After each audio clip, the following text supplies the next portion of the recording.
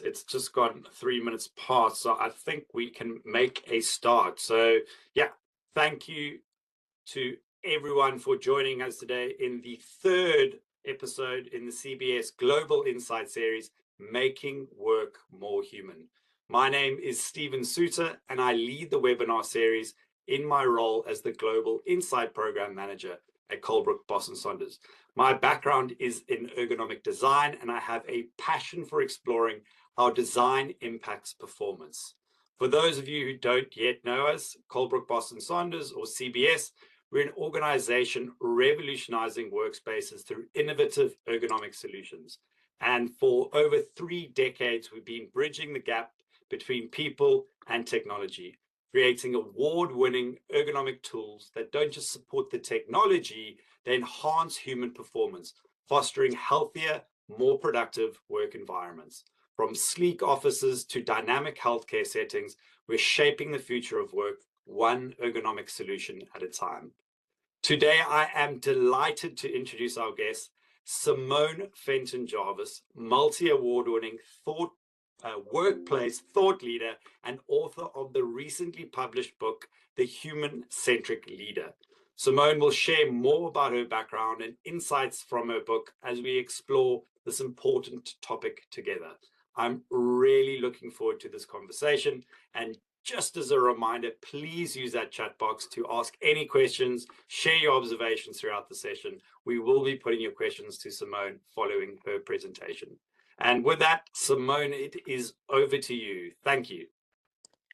Hi everyone, thank you for joining today. We're going to keep this hopefully insightful and also practical, so you're going to leave with some things as well that you can obviously implement. So we're going to be talking about designing for humans, leading for performance.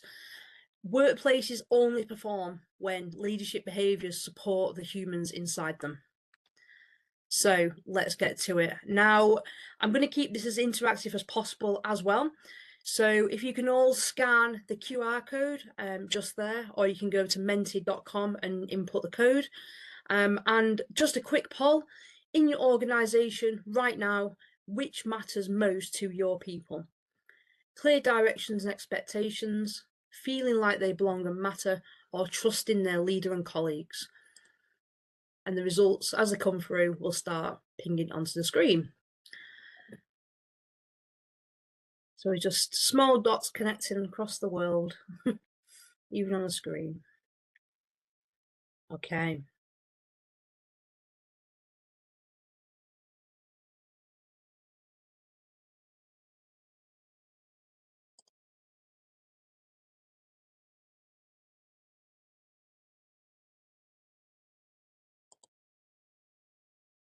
Interesting. It's quite balanced, this one.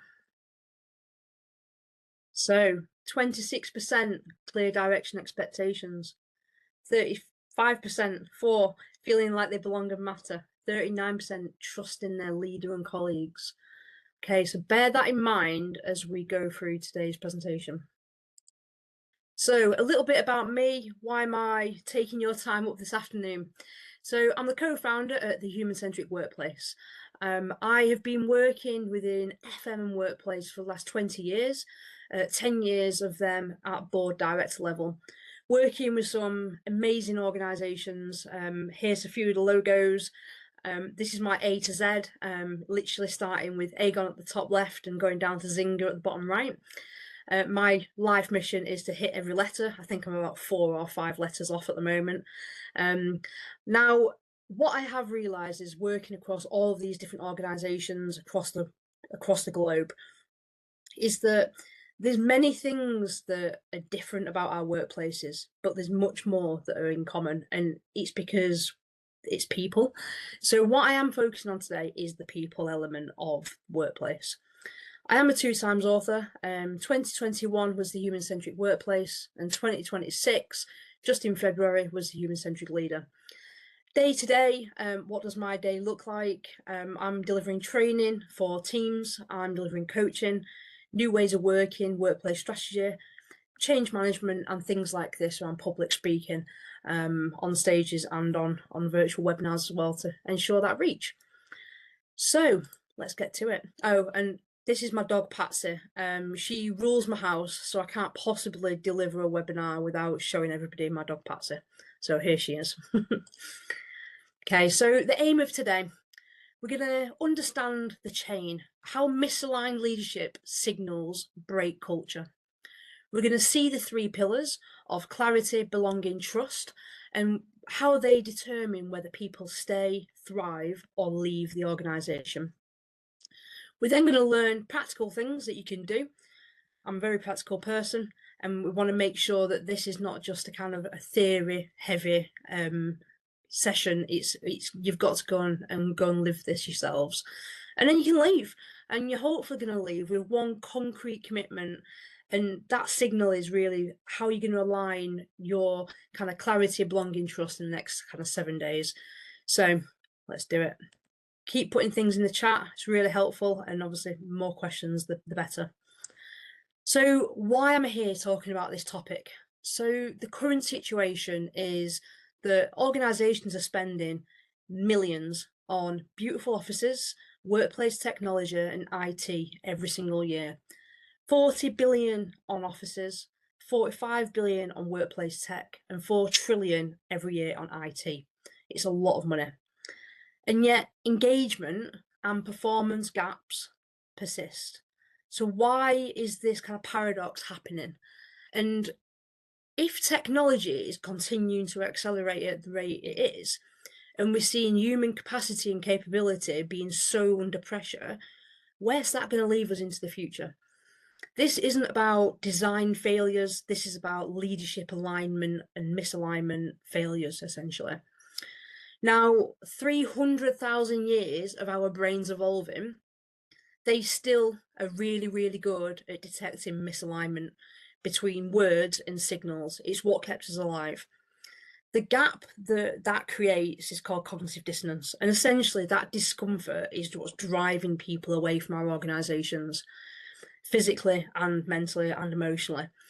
So the human brain, brilliant at pattern making. And you know, when a leader's signals are inconsistent, saying one thing, doing another, our mirror neurons fire in our brain in conflict. And essentially that mismatch, that you feel that mismatch way before you can articulate it.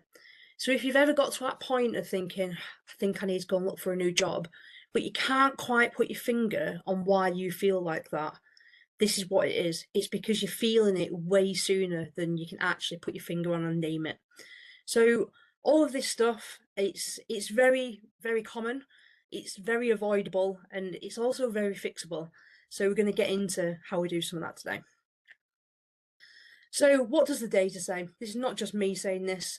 So 7 organisations, just in particular, you know, there's thousands that I could have chosen, but across Gallup, Edelman, McKinsey, PwC, CIPD, Harvard Business Review, and the Organisation Management Journal, 7 bodies researching across different geographies and sectors, and actually the convergence is really, really striking. And it's the factors that predict performance failure are all consistent. And it's that there's eroding trust in leadership, declining clarity about directions and expectations, insufficient voice and belonging, and actually managers who are really undersupported and disengaged. So if we look at a few of these stats that stand out, only 22% of employees believe that their leaders provide a clear direction. That's 1 in 5 think that they've got a clear direction from their leaders. Belonging linked to 56% increase in job performance, 50% drop in turnover risk, and 75% reduction in sick days. And if you compare that to a 10,000 person company, them figures there, starting with belonging, could save the organisation $52 million every year. You've then got stats like 6 in 10 managers say they've got training and information all the time to manage their staff well. Global employee engagement, Gallup results came out just last week. It's dropped even more yet again. Global employee engagement has now fallen to 20%. And again, costing the world economy expected $10 trillion in lost productivity. These things that we're not getting right are expensive. You've then got employees who trust their employer to do what is right, that level is also dropping. So people don't trust people. And then you've got trust and empowering leadership accounting for 68% variance in how safe psychologically people feel at work. And 41% of workers believe that senior leaders care about their well-being. Only 41%. So with that in mind, the next QR code here, which of these research findings surprise you the most? Is it 22% of employees think their leaders provide clear direction? That 60% of managers say they have the training to manage well?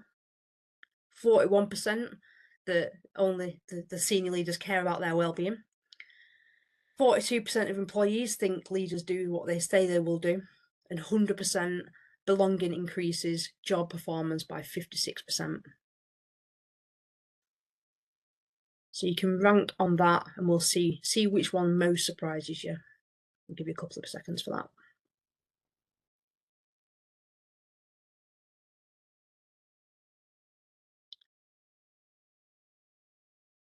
I think personally, when I was looking at this, the one that really shocked me was the 22% of employees think their leaders provide clear direction.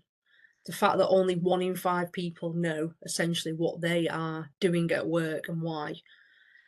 That's a recipe for disaster, really. And I think as well, my second one was the fact that belonging increases job performance by 56%. And we all know what it feels like to be part of a team, but I didn't expect that figure to be as high. So we've got quite, I think most people are going with that 22%. I'm totally with you guys. But equally, all of them are quite shocking, all of them quite surprising. And I hope we get to a world where it's a much better state. So what's the causing these data points? Essentially, it's misalignment. And it isn't the space, it's not a design failure. Like I said, it's leadership misalignment problem that is continuing to occur. So if we're looking at shaping culture and performance, which factors do we need to, really focus in on? First of all, it's clarity. So people need to know what's expected of them and why. Then got belonging. People need to feel part of something real, not being controlled, not just kind of going for a paycheck. They need to know that they are doing something for whatever reason. The purpose has to link to that belonging. And then you've got trust. People need to believe that their leader respects how they think, how they work, them as a person, needs to know that they're not out to get them. And together, them 3 factors of clarity, belonging, and trust, they all compound. If one fails, the whole system will fail. So there's a clear chain of events at play. Now, the first step is intent, okay? What does the leader decide that they want to create?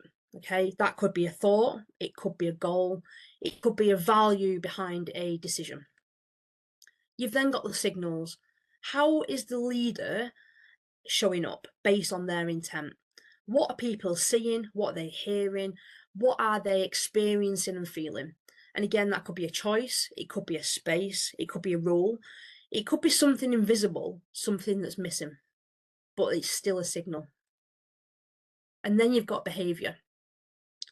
How are people interpreting and responding to the signals? So what do people actually do? Often unconscious, people read signals like a language. The symptoms, the signals, they all add up to create an element of, this is how I will behave in this space. If you look at things like nudge behaviour, really good example of that is at Disney World. The facilities team actually at Disney World counted how many steps it would take from people eating the food at the kiosk to then needing to put things in the bin, and they decided that they were going to count the steps and they were going to put rubbish bins exactly where they expected people to finish the food, because they didn't want the litter on the floor. It's that nudge behaviour. These clear signals of, this is how we behave in this space. You've then got culture, when the repeated behaviours become the norm. So what do people do when nobody's watching? What do they expect from each other? What is so deeply embedded that they feel it's just who we are, it's just what we do around here. And then you got performance, the outcomes that you can measure, the speed of decisions, quality of work, engagement, innovation, retention of people. You know, what is showing up in them numbers? So if we take that chain of events, and I'll show you two examples now. One is a strong chain and one is a broken chain. Same organisation, but different leaders. So same intent, but just different leaders who manage the layout of communication differently and the behaviours. So let me talk you through it. Okay, starting with the broken chain. The intent, okay, so both intent are the same. We collaborate better in person. I want that back, okay? So that is what the leader, this is something that we've all come across quite a bit over recent years, okay? So the signal then is come back 3 days each week. The physical space really matters.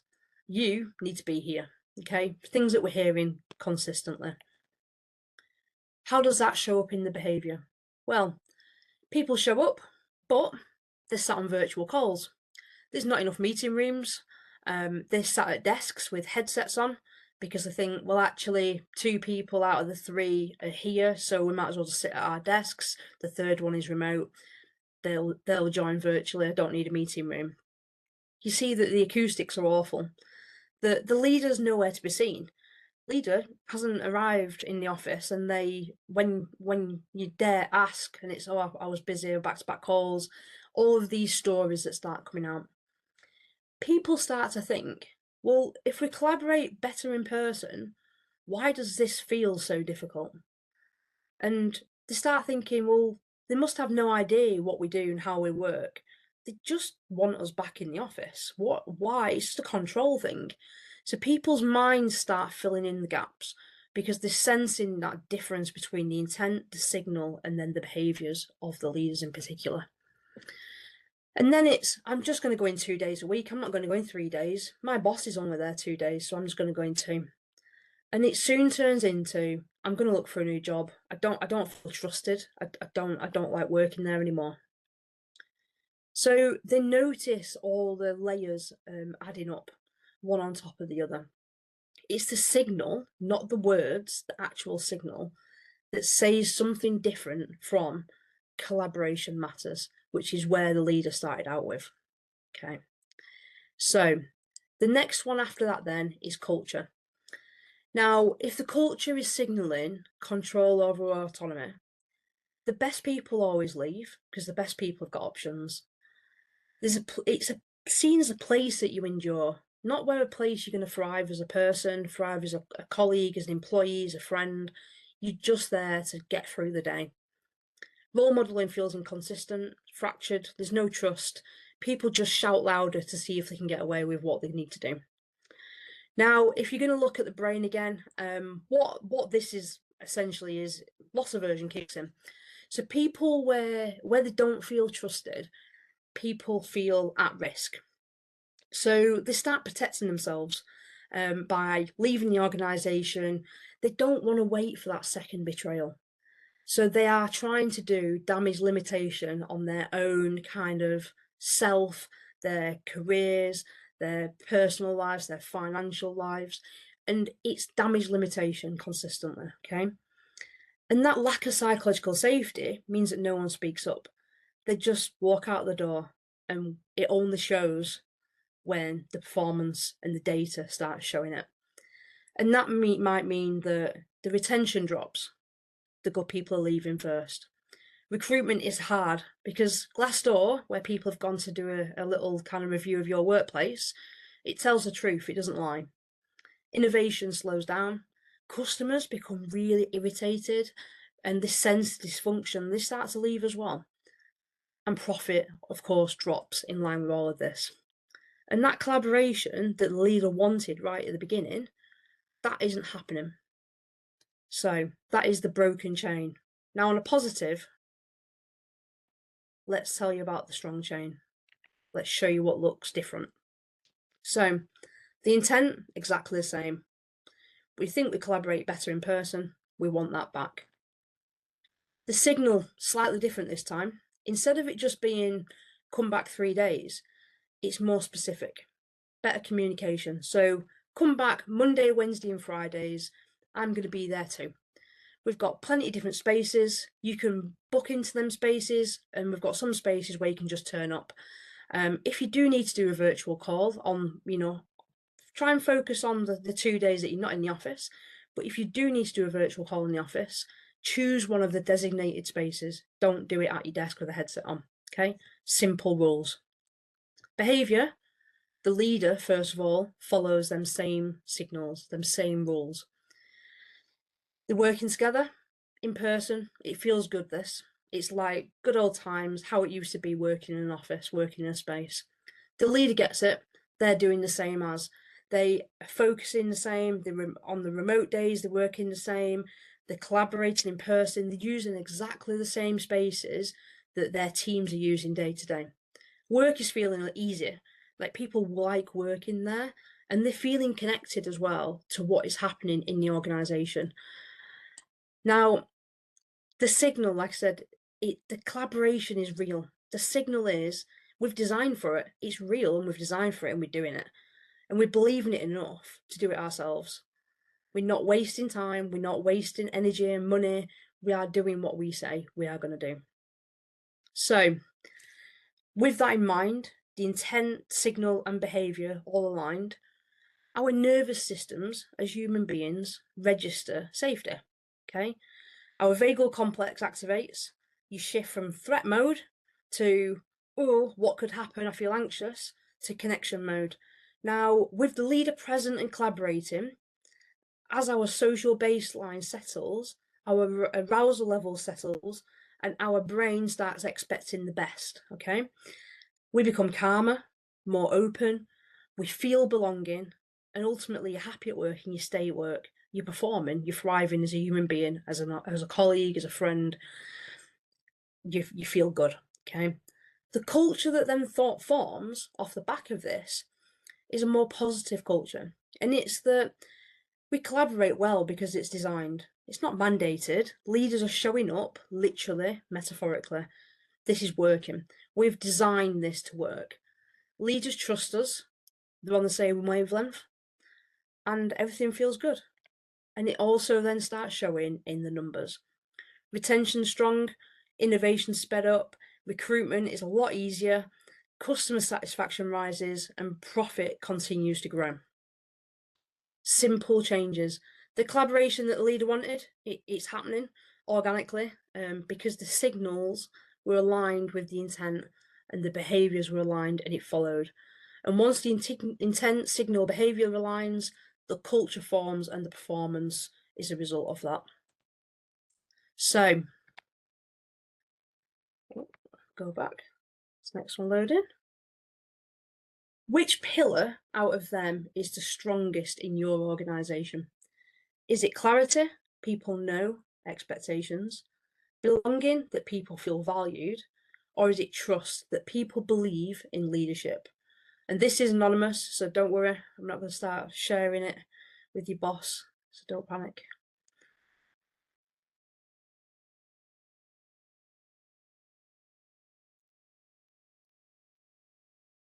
Okay. Although it might be helpful if somebody told your boss that nobody trusts them, but we won't do that today. That can be another problem another day. Okay, belonging is that middle one there, which is really interesting because from the session this morning, where obviously we're in different time zones, the belonging bit was probably stronger and the weaker one was trust. So this is interesting to see difference globally as well. Okay, so we've got 43% clarity, 45% belonging, and 13% trust as the strongest. So with that in mind, what is the weakest? Where are you feeling that your organisation is struggling? Or where your team is struggling in particular?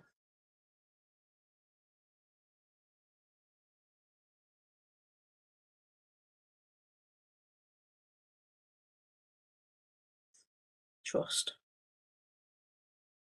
And I think an element of why trust is struggling as well globally is because things are so turbulent, chaotic, let's say. Even when a leader has got a good intention, they can't always deliver on it because the goalposts are constantly changing. But I think the thing that, that's not an excuse, because actually we should be communicating what's changed. And if it's changed, it's then this is not a trust issue, it's a communication issue. So it's interesting when trust shows as weakest, because is that miscommunication, or do we have poor leaders, one of the same thing at times as well? So, okay, the problem, the difference between the strong chain, the broken chain, alignment. Alignment between clarity, belonging, and trust. Alignment between the intent, the signal, the behaviours that then leads to that culture that drives that strong performance. So let's look at why the strong chain has worked, okay? Let's just break it down a little bit. So if we take the first element of clarity, which days spaces are for what and why? The signal, Monday, Wednesday, Friday, collaboration days in the office. Tuesday and Thursday remote, virtual calls, wherever needed. We've got the space in both scenarios. Ideally, in office collaboration on them days in the office.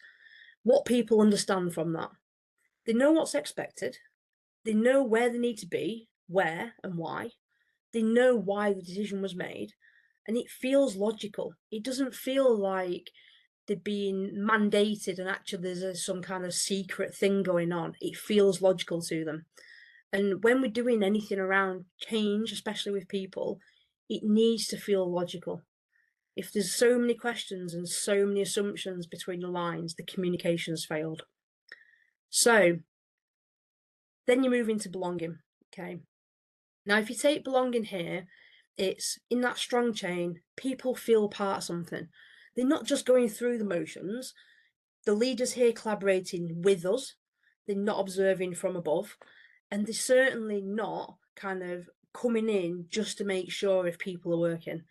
They're designing the spaces for our work, and they are in them spaces as well, using it. So it's not a punishment mandate, it's a team choice. The leader is part of we, and they don't feel alone in what they're trying to achieve. The leader is in with them. They're building something together. So it's a very opposite sense of belonging, and this is where that chain splits. It goes wrong at the belonging stage. And then you look at the trust. If your leader respects your thinking and designing for how you actually work, that is going to signal trust. It's, I trust you know where you need to focus and have flexibility. So 2 days are absolutely protected still. I trust that you'll collaborate, you'll use the collaboration spaces as you need them, and you'll do calls as and when you need to as well. And you have to trust that we have provided the spaces that you need. They're not there to supervise. They're not there to kind of go to their private office on floor 6, and as they walk past, they think, oh, is Simone in today? Because she wasn't in yesterday. That's not what they're doing. The thing that people feel is they're understanding that actually my leader understands how I think. They're not trying to control me, they trust me. And by designing this thoughtfully, they're showing they trust me and their own judgment as well, because they are also living and breathing that thing. So often in organisations, we get that issue of HR said, the CEO said, and it's because the leader doesn't believe in the thing that they have to push down in the hierarchy of the organisation. The leader has to believe in what they're doing, because people will get that sense of mistrust otherwise. Spider sensors start firing, our neurons. Okay, so same organisation, same intent, belonging changes, trust changes. Did the leader signal match their intent? Did they show up? Did they design for what they said mattered? Alignment really determines the outcome of what happens next. So that difference, all three, as I said, have compounding impact. All three have to be present to get this right. So you take clarity, you know the rule, but you don't belong and you can't trust. Essentially, you get compliance, not commitment. So clarity alone, you just get compliance. Okay.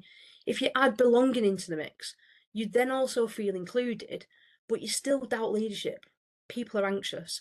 And the belonging at this point often is a belonging with the team, not to the purpose of the organisation, not to senior leadership. The belonging is on a much more kind of micro scale. When you add trust into the mix, this is where the belonging starts growing across the organisation, but also people thrive, they stay, they build because they have got clarity in what they're doing, they feel part of it, and they trust that people have got the right intentions and the right motives of why they're working there in the first place. They feel safe in that environment to fail, to experiment, to just have a bad day, to be a human being. They are compounding things. So clarity is that kind of first thing that kicks it off because it's predictability and our brains run on the predictions. And when you know what to expect, you know, our prefrontal cortex can just relax a little bit. There's no surprise threats coming. Belonging is about attachment, and trust is a very chemical thing, and it's our oxytocin. And when our oxytocin releases, we build trust. Okay. So all three, when they're present, our brains literally become more generous, more risk-taking, more creative. And it is the basics of neurobiology. Okay, so the takeaway here is clarity, belonging, trust. All three come through signals, not through words. So when you go back to your team, when you're making decisions about space, about culture, how people will work, ask yourself, am I being clear about why this matters? Are people feeling like they belong in this decision, or are they feeling controlled? Am I showing through my actions that I trust people? Or am I signalling that even I have some doubt? Because if all three, clarity, belonging, and trust, are present, the outcome is almost inevitable. People will stay, culture strengthens, performance grows. So, is what you're signaling the same as what you are saying? If it's not, don't worry, it's fixable. This is a strategic problem, but it is fixable. Now, we keep talking about the future of work. What does the future of work look like? So the future belongs to those who think ahead. So design intent and signal together, not reactively, design them together from the start. Build diverse skill teams. Retention only works when all three pillars of clarity, belonging, and trust are present. So how are you going to build them with your teams? Connect the dots. Space, behaviour, culture, performance. These are not separate things, never have been, never should be, despite some organisations trying. Use technology with intent. This is not technology bashing. This is how can we use it to be more human? How can we use it to do the things that are going to make us more efficient and effective, and actually save our time for the more human things of connecting, creating, challenging things, putting things into motion? Because at the moment, that's not the things that AI can do. We can only move with the times, of course, but right now, use technology with intent. The aligned signals matter way more than fancy systems and gimmicks. Build trust. The entire webinar is about trust, okay? Experiment and learn fast. The audits that I'll show you in a second are going to help you spot where misalignment is. Of course, be human. Workplaces only perform when leadership behaviours support the humans inside, going back to that thing that we started with. And underpin humanity with that technology, with the data. Decisions based on what people actually need, measured by data. So, into the audits. A quick kind of run through of a few different things that I would do, and I do day to day. So, audit 1, implicit versus explicit. What do you say the culture is versus what does the space actually say, and do they match? So if you give you an example of this, one that I said earlier, our senior leadership on the top floor, level 6, in their own private offices, they don't eat lunch as a team, they don't come down, they eat lunch with the senior people, they're nowhere really to be seen, they just come and go as they please, no real connection with the team, It's very, you do this, I expect that, very carrot and stick, okay? And yet their culture is, we've got a theme of collaboration, innovation, we're open and transparent. I'm pretty sure we can all spot that them things are not aligned at the moment. So have a look for them clear signals in the organisation where things might be falling down. Audit 2, the signal map. So pick a company value, map where it shows up in decisions. Where are you aligned and where are you under strain? So this might be, let's say, we are a company of around innovation. So we believe in innovation. Okay, so where's that showing up in decisions? Because actually what we do keep doing is we do it all the time in that way because we've always done it that way, because we've not got any time, resources to think any differently. And every time we try and do a change, it gets pushed back. Misalignment. It's going to put people under strain. Audit 3, the data that we are using. So if you take my golden triangle of data, on the left here, you've got desires.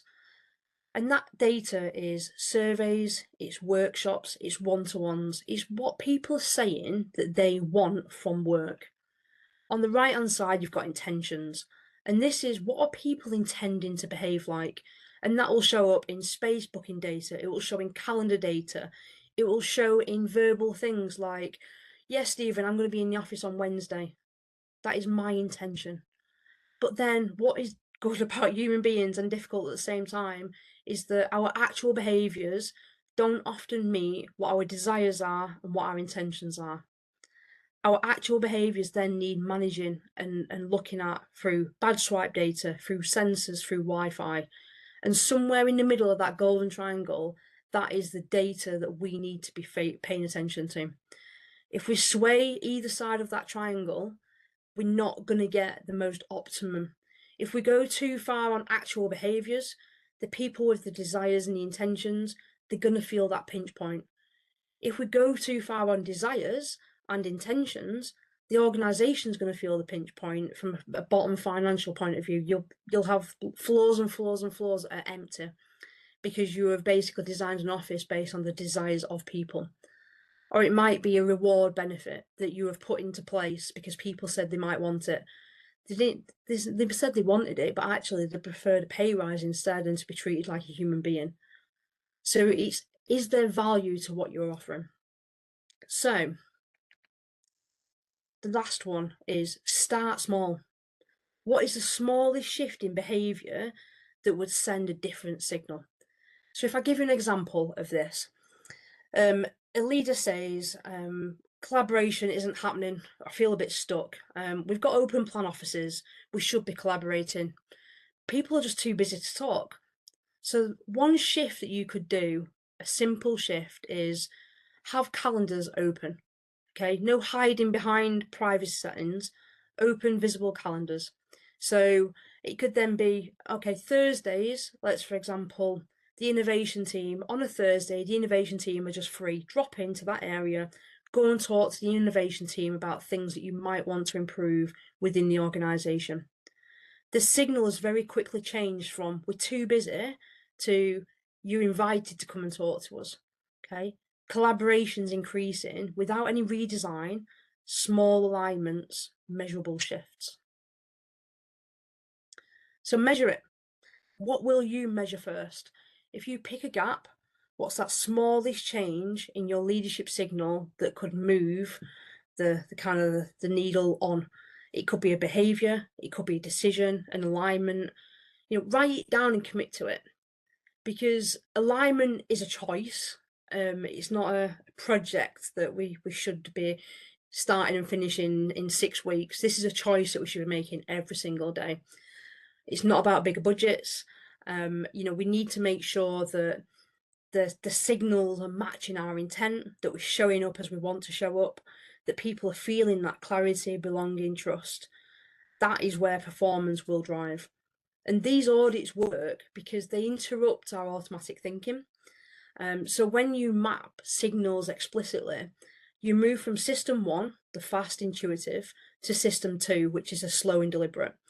And you start seeing the gaps, and then small shifts create the feedback loops. One aligned signal is then cascading cultural change. we will only behave in line with the behaviours that we are seeing. I always say, like, a leader and culture, you walk the behaviours you accept are the behaviours that you walk past. So if you're tolerating certain things that you're not accepting, don't walk past it. All of these small behaviours make a big difference, and it adds up to that whole system. So over to you. Let that load. What will you measure first? What is jumping out to you at the moment around, you know what, when I head back into the office tomorrow, when I speak to my team next week, these are the things that I'm going to measure first. I'm going to look at communication. I'm going to look at clarity. Do my team trust me? What things are jumping out to you? And start getting your questions ready, because Stephen's going to ask me something in a minute. So trust, communication, open communication, team trust. Quite aligned here, aren't we? Yeah.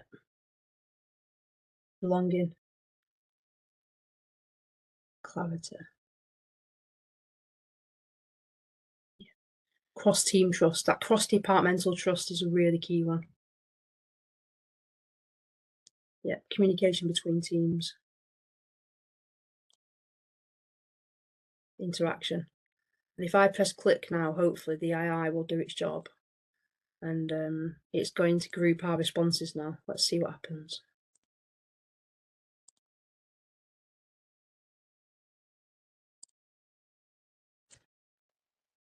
Right. So if you give that a second, it's going to start grouping. So communication, 10 responses. Trust, 7. Clarity, 5. And there's new things obviously coming in. You can keep submitting, it'll keep updating. Maybe Stephen will share the results with you afterwards as well, then you can see what people were thinking. So we need to design for humans, and we need to lead for performance. So this is my main tagline on my book, The Human-Centric Leader, and it's that people plus profit equals performance. We need to stop putting people and profit against each other. They need to go hand in hand. Balancing these things will lead to performance. And human-centric leadership, the future is yours. We are humans, and we decide what the next bit of leadership, what the world looks like next. Alignment isn't about, like I said, bigger budgets and prettier offices. It's about whether we're showing up, whether we're designing for what we said matters, whether our calendar matches our words. And our brains, remember, are wired to detect misalignment.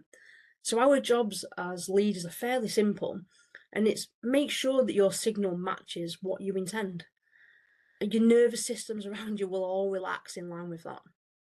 The future of work is human. It's all about people, powered by technology, underpinned by data, and connected through purpose. Remember this, design for it, and performance will follow. Thank you so much. Please do connect on LinkedIn. Let's carry on the conversation. Go grab copies of my books, of course, and my email address is there as well if you'd like to connect, ask questions, have a virtual coffee, anything like that. Thank you. So fire your questions over to me. Amazing. Thank you so much, Simone. That was amazing. And yeah, I've been monitoring the chat, and there's been a number of questions that have come through. So we've got about probably just over 10 minutes to try to get through these. I'm going to ask them in the order that received the most thumbs up and reaction. So the first is from Danny.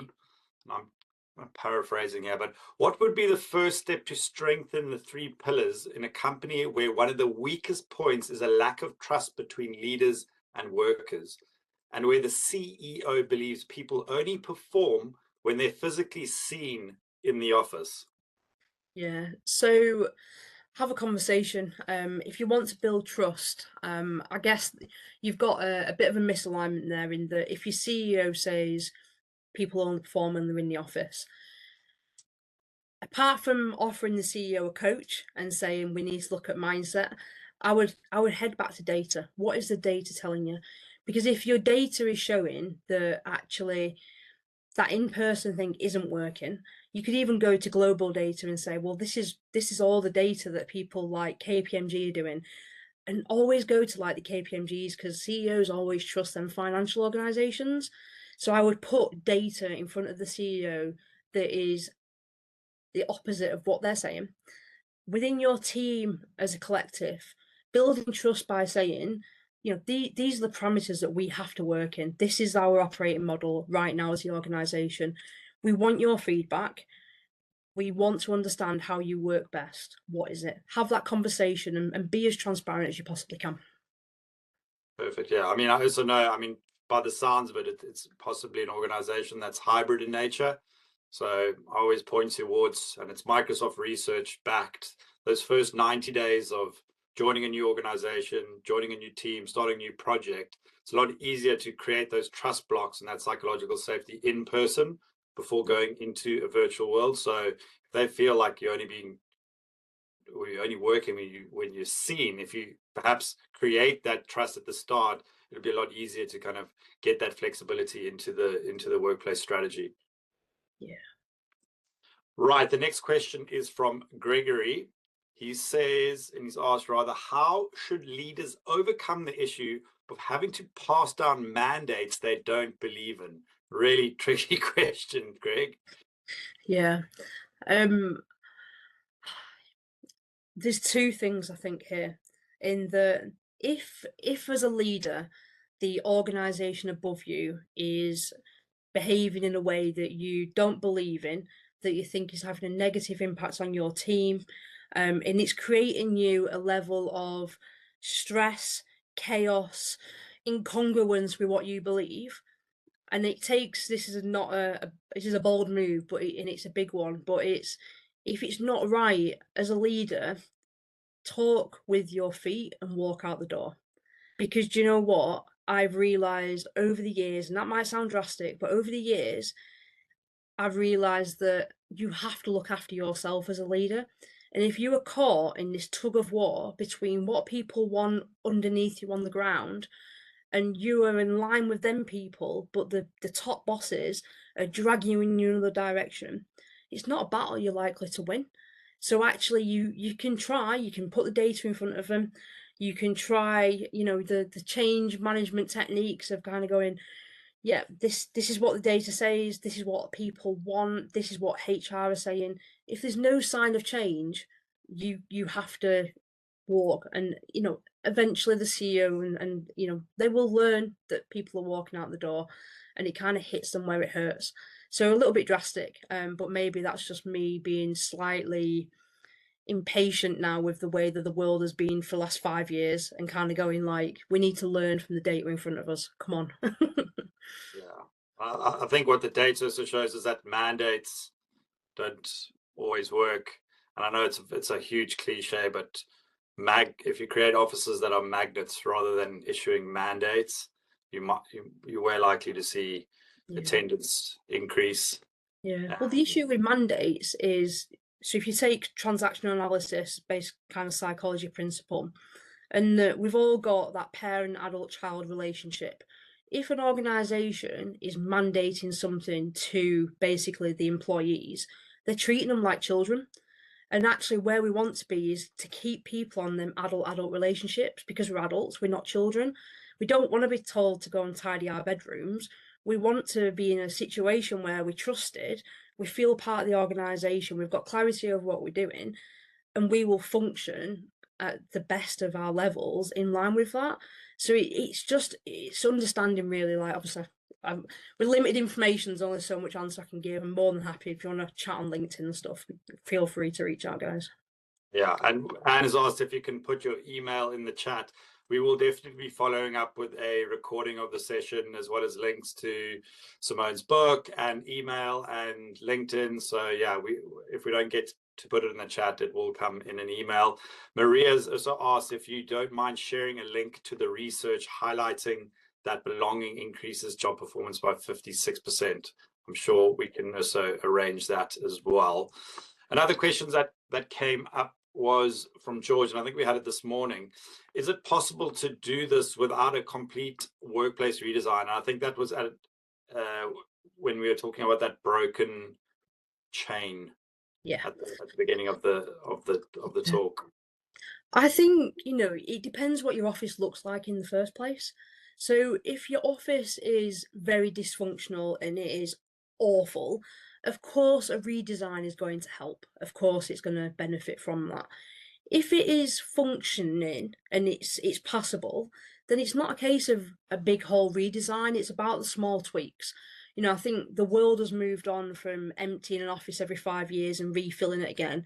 You know, from a sustainability point of view, you know, everything that you do around circular economy, and how do we make sure that we're not just throwing things in skips that don't need to go in skips. So actually, yes, it might be a redesign, but not in the drastic sense of like, let's pull down walls and fill it with loads and loads of new furniture. It could be a small tweak. So, you know, talk to your account managers like Stephen, and you know, talk to them and kind of go, we want to make some changes. We're not quite sure what we need to do, but this is what people are saying. And lean on their experience and go, you know, we haven't got a massive budget for this. What can we change? Just be open to that conversation. Absolutely. And then Vicky's asked, based on Gallup's recent finding on declining management engagement, what do you believe are the primary contributors for this shift? It's a difficult one, but I think a big factor is the fact that the engagement across that middle leadership, you know, it's difficult because the world is so turbulent right now. Even when organizations are promising things, they can't follow through necessarily because things are changing so quick, and decisions are being changed quite quickly as well at that top level. So I think the element of employee engagement and why it's dropped even more is, I think trust has dropped. And I think, you know, we're all feeling that a little bit. I think belonging has dropped because of the global kind of politics situation as well that's been going on. And I think with that in mind, even if you're not impacted directly by things like diversity, for example, you're still feeling it because you're feeling that pressure from your colleagues who might be impacted. So your engagement in that organization and across work is just kind of going like, who are they going to come for next? So I think there's lots of things at play, but I think it's a lot of it is political, I think. All right. Well, I want to end things on a nice positive note. And as the host, I always get to ask the final question. So let's try to keep things nice and positive. So what gives you genuine optimism about the future of work? And what do you hope that leaders carry away with them when they leave the call today? Yeah. I think the genuine optimism is the fact that there are so many good people in the world, despite what we might see. There are so many good people in the world that are genuinely have got good intentions and are trying to make positive change. And I think we need to remember that then that 95% of positivity isn't what the algorithms want to show us. So I think my optimism is the fact that I know that there's so much positivity in the world, and we're heading in the right direction. I think we're just not seeing it in what the algorithms are telling us. What's the second part of your question? What do you hope that leaders carry away with them when they leave the session today? I want you to see that you can all make a small change. Focus on them small shifts. It's so easy to think that things are being done to us, but actually we can all change the situation around us by just doing them small things. So have a look at what you can focus on, what changes you can make. Amazing. Cool. Well, I mean, yeah, just on behalf of everyone at CBS, I just want to extend a huge thank you to you, Simone, for being such an exceptional speaker on the series. We are truly grateful for your time and the passion that you bring to this really important topic. And then all of you who've joined the call today, thank you so much for being here. We hope you found the session both insightful and inspiring. When you leave the call, you will be directed to our CBS Eventbrite page, where I encourage you to click the follow button, and this will ensure that you receive invites to all our upcoming webinars. Caveat, you may have to log in. Apparently, a lot of people this morning were replying saying we have to log in before we follow. So if you can log in and then follow, we really would appreciate it. We have 4 talks coming over the next 12 months. And yeah, we've got some really good guest speakers joining an already illustrious list. We'd love to have you there. So yeah, please, I encourage you to sign up. And with that, I will bring today's session to a close. Thank you so much for joining us, and Simone, you can see your appreciation in the comments and the reactions that seem to come up. Yeah. Thank So, you very yeah, much. thank you so much for being here. I really, really appreciate it. No, thank you. Thanks, everyone. Awesome.